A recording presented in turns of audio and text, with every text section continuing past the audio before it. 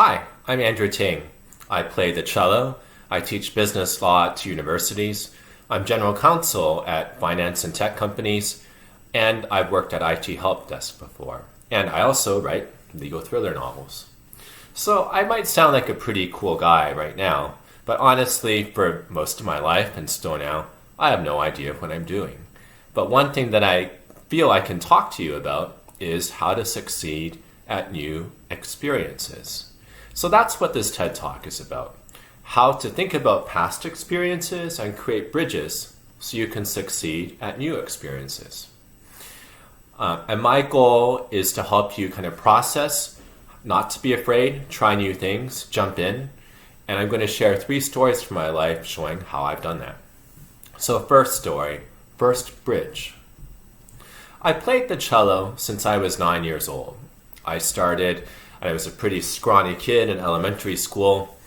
I didn't think I was big enough to blow into a brass or wind instrument. I was too short to play the bass. I wanted to be different, so I didn't play the violin, and I didn't know what a viola was, so cello it was. It stuck. And so I'm 42 now, so for 33 years, I played the cello on the streets, where a lot of people just kind of see me and walk away, in shopping malls, in fancy concert halls, in Brazil, in the US, in a lot of weddings, on cliffs, and sometimes the weather's great, and sometimes it is raining, but you have to keep going because the show must go on. And all the time, I'm always worried when I look at the people who are my audience, even if they're just walking along the street, saying, how can I engage them? How can I keep their attention on me? Give them a performance they care about. So when I was 39 years old, I start my law professor jobs at George Washington University Law School. I inherited a class called Business Planning on very short notice, and I had a time slot on Monday nights from 6:30 p.m. to 9:30 p.m. where everybody was just exhausted, right, from working during the day. And I remember it was January 8th, 2018 at 6:27 p.m., 3 minutes before class started. And my heart was racing, just like a performance. My hands were all sweaty, just like a performance. I was trying to hyperventilate, just like a performance, before the stage went up. And I said, gosh, what am I doing? And I remember the students were all kind of looking at me curiously, and I was looking down at the floor. And I had prepared, I knew the music, I knew the tax law, but, I was scared. And I remember thinking to myself, gosh, where have I felt this way before? And yes, it was just another performance, exactly the same as when you're waiting before the curtain goes up on the stage, right? When people are looking at you curiously on the street and you need to set your fingers on the strings and your bow and start playing your cello. And once I kind of bridged those feelings between kind of performing music and performing as a law school professor, I was okay. I knew what to do. Deep breathing, making sure I was fine, and the show went on, as the show always has to go on. 4 years later, I still teach business law. I still get performance anxiety, those same feelings that I've had ever since I was a 9-year-old playing the cello, and it is still okay. Granted, teaching tax law is nowhere near as fun as emoting to Beethoven or Mozart or Rostropovich, but it is okay. And even now with online teaching, and when my students aren't in the class but they're little camera squares on Zoom, it is all right. So what's the lesson here? The lesson simply is listen to your feelings. When you start a new experience, think about, how have I felt that way before? The way that you felt that way before and the way you've dealt with the situation that helped you feel that way before will probably be a good guide to how you should deal with that situation right now in front of you. Feelings are an intuitive bridge between past experiences and new experiences. Feelings are your guide to figuring out what new experiences will help you succeed. Second lesson, second bridge. When I was in college, I worked 15 hours a week at the IT help desk at Harvard Business School to help put myself through college. It was walk-ins. So people will walk in, business school students, pretty confident, aggressive folks usually, with broken laptops. And they would say, hey, fix it. They didn't really care who I was. They didn't take the time to ask my name or get to know me. They just had a problem and they wanted me to fix it as soon as possible. And a lot of them were already in a bad mood because their computers weren't working. They needed their computer. What I learned from that was customer service. I learned how to get people to like you really quick. Get to know them, get the relationship, demonstrate quickly that you are competent and that you care. And that even though you're desperately trying to get the facts, figuring out what's wrong, find the solution, you also need to show that, hey, it's the service experience. We may never get to the solution. I'm sorry about that. It's a hardware issue, but will help you feel better by talking it out, that you're listened to. Fast forward, finished Harvard College, finished Harvard Law School, and I'm working as a lawyer, now 55 hours a week on average at an international law firm. My clients now are not business school students, but they are, financial executives at Fortune 500 companies. And again, though, they are usually irritated people who are calling me because they have a business or a legal problem. They're usually irritated. They don't usually care about the legal issues for the sake of the legal issue. They just want to make money as fast and legally as possible.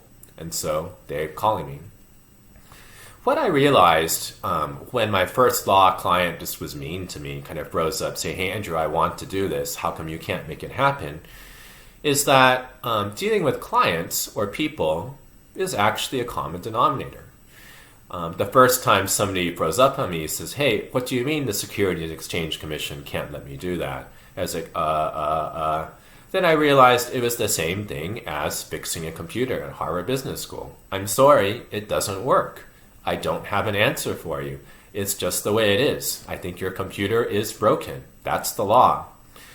And those same skills of dealing with people, showing them my credibility, helping to build a relationship, to cut me some slack when I told them that, hey, you can't do this, that was really, really helpful. And that is the second lesson, the second bridge. Develop your people skills. In most fields in life that you try, you'll deal with people. And developing your people skills will help kind of unite the success you've had in one field to another field.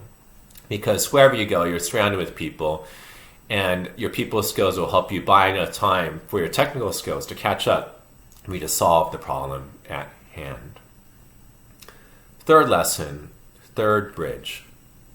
So I had a long day at work as a lawyer, coming home on the Washington, D.C. subway, get into the crowded train, and I get a text from my friend John. And my friend John is this great science fiction writer. He had written his first novel already, and he was shopping around with publishers and agents, and he was looking for a second project. At the time, he was just waiting for publishers and agents to get back to him. And so he just texts me out of the blue, and he's like, hey, Andrew, want to write a novel together? Maybe a legal thriller novel? I was like, whoa, it's crazy, right? I had never written a novel before. I had written some poems, some short stories in college, but never a full-length novel. It's just a few seconds passed by, and I'm like, sure. And then a few more seconds, like, I'm serious, I'm in it. So about 6-7 months later, we had written our legal thriller novel, 75,000 words, fantastic journey, a ton of fun, great for our friendship, and we had started pitching it to publishers and agents. And it was just a great experience, and one that helped me use my legal writing skills to become a legal thriller writing skills. So what's the lesson here? What flashed in my brain in the few seconds between getting John's text and saying, sure, I'm in? The lesson was, trust yourself. You can do this. At that point, I had kind of blundered my way into new experiences, embraced freedom to fail, and I was like, you know what?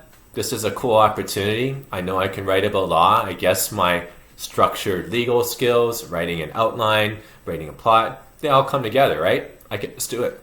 And in any event, it'll just be fun. I'm not afraid to fail. And that is the lesson. If you say no, you don't grow. You kind of want to trust yourself. And that is a lesson. I think a prerequisite to starting and succeeding in any new experiences is being open to new experiences. Say, never thought about that before. Sure, let's hack it. Let's see if we can do it. So 3 lessons, 3 bridges. Let's put it all together. So you're standing on the bridge that you built out of your past experiences and expertise. You're pretty confident in it. And something new comes along, something shiny. You're like, okay, don't be afraid. Trust yourself. Jump off the bridge. Splash down into unknown waters. And when you splash down into unknown waters, you'll feel shock, right? The same shock I felt when getting on the law school podium for the first time. But listen to your feelings, whatever the new experience is. Chances are that you felt that way before. And the feelings that helped you overcome that shock and past experiences will help you kind of say, whew, and then you'll be able to tread water, get afloat, and you'll be able to kind of figure out which direction you want to swim. It's amazing. So trust yourself. You are smarter than you think. You can succeed at new experiences. Bridge your past experiences to grow. Thank you.